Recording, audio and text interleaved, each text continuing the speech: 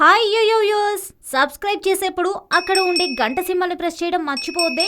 అప్పుడే మీకు any time updates notifications లో వచ్చేస్తాయి. గుర్తుంటుందిగా గంట సింబల్, అదేనండి బెల్.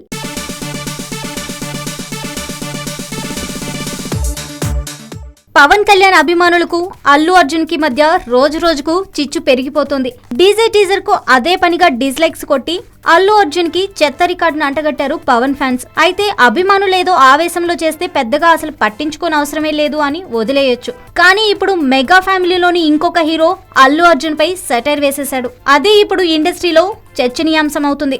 శుక్రవారం రిలీజ్ అయిన విన్నర్ సినిమాలో 2 చోట్ల పరోక్షంగా అల్లు అర్జున్ మీద సెటైర్లు పట్టడం విశేషం.